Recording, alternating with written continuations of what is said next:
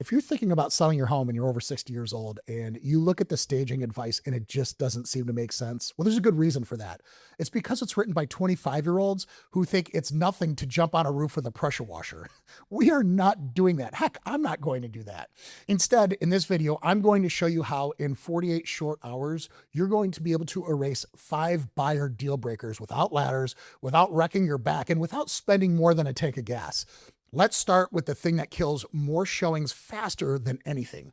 This is smell. As humans, we are creatures who are very good at adapting to things. But this also means that we can become nose blind to giant red flags. You walk past the litter box or the dog bed or that corner of the basement where the laundry's been sitting since Tuesday, and your brain doesn't even register the unique smell anymore. Now, a buyer's nose, man, Ed is working overtime. They're like part bloodhound. Pet odor, cooking smells, mustiness from closed windows, it all hits them in about 3 seconds. And once it does, they've mentally moved on. They're not even picturing their furniture in your living room at this point.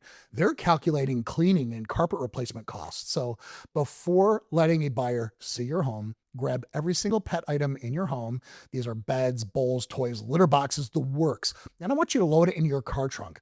Not in the garage, because that's where buyers are going to look as well. Not in the laundry room, because just because you think it's out of the way, it's not. Put it in the trunk. Take out every trash bag, swap your HVAC filter if you haven't touched it since last spring, and open every window for a good 15 minutes, even if it's January. I know it's cold, but you need a full air exchange before you have visitors. Now, here's where people mess up.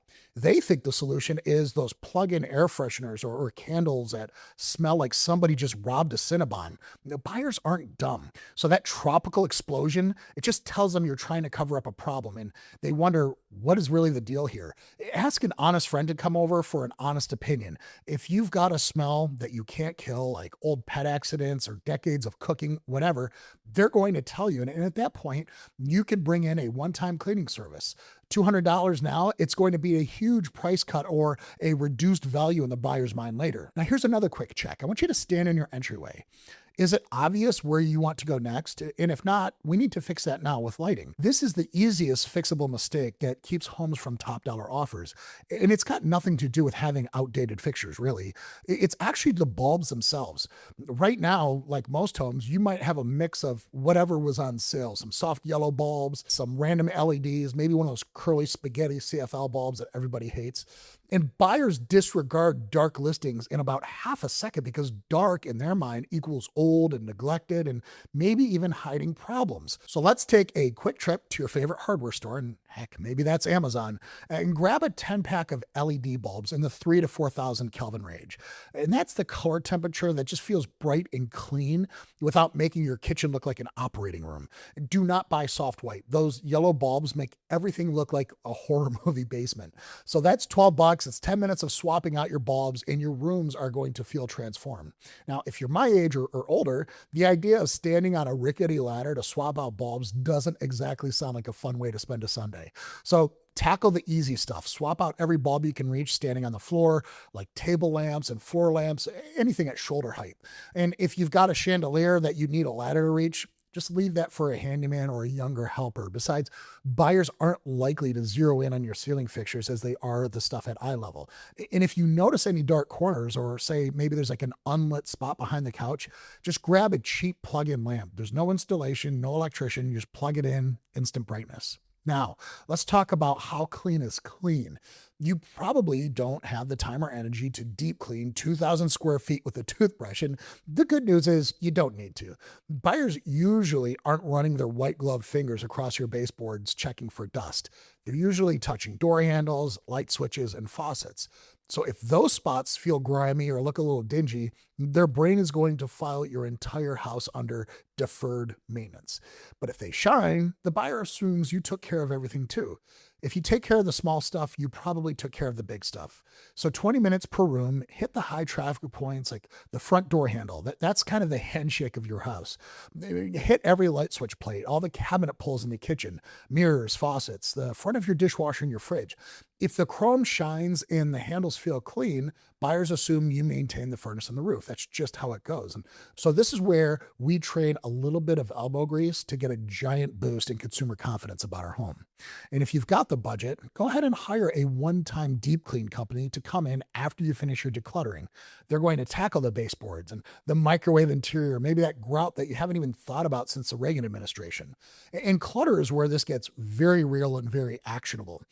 If you're like me, you've lived with your stuff for so long that you almost don't see it anymore. So that stack of magazines by the couch is normal to you, but to a buyer, it's sloppy chaos. Or that coffee table that's wedged 18 inches from the sofa. You've been shimmying past it for 10 years without even thinking so much. You can even do it in the dark. But if a buyer walks in and hits their shins, they immediately are going to be upset. So here's the new rule. Every room needs a 36-inch wide walking path. If people have to turn their shoulders to get past your furniture, something has to go. So pick the bulkiest piece in each room and ask a helper to help you move it to the garage. And it doesn't matter if it's your favorite chair. I don't want you to be uncomfortable, but let's be honest here. Your goal here is to sell, not take up residence for the rest of your life. So if it's taking up space, it's costing you money. And countertops, whether it's in the kitchen or the bathroom, make sure they have a max item count of 3. That's it. Everything else has to go in a drawer or in a bin under the sink during showings. When buyers see 12 small appliances and a pile of mail, all they're really seeing is just a giant mess without any room for them to envision their future. Now let's talk about those gallery walls that have 15 family photos. We need to collapse it to one piece of art per wall. The cords and cables behind the TV, just tape them out of sight or bundle them together. If you're worried that this feels like erasing who you are, it's not, okay? It's about giving buyers room to imagine who they will be as future owners of this home. Closets, they need to look 30% empty. And I know, where's it all supposed to go? You're going to ask me. My vote is either to the donation pile, or if you need to absolutely keep everything, those Rubbermaid storage bins are a great solution because you can just put them under the bed or in the garage. And here's why that matters. It's because buyers, they almost always open closets during the showing, sometimes within the first 60 seconds. And if they see hangers crammed in there so tight that they're touching, their brain sees zero storage. Now let's talk about another key fix. And these are some of those dated touches. Now, I am not asking you to remodel this weekend, but what I am saying is a small $150 investment could add thousands to your perceived value if you do this right. And these are done through modern cabinet pulls for kitchen and bathroom cabinets. Pick up some brushed nickel or matte black knobs. They're $3 each.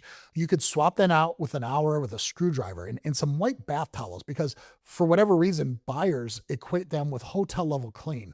And get one modern lamp, maybe a neutral entry rug, and then you're done. You don't have to paint entire rooms. You don't have to replace your appliances. You don't have to, worry about replacing all of that carpet that you've been meaning to upgrade since 2015. Those are closing credit conversations. But this weekend, this is about good first impressions. And bedrooms follow a very similar and simple formula. Think of like a hotel bed. So there's 2 matching nightstands, nothing on the floor. Strip the bed, wash everything, and remake it nice and tight. If you only have one nightstand, you could kind of fake the symmetry with a small unmatched table on the other side.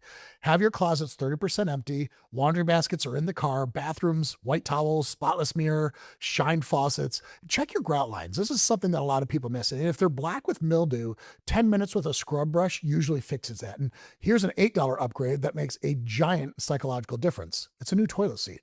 A fresh white seat equals clean in a way that nothing else does.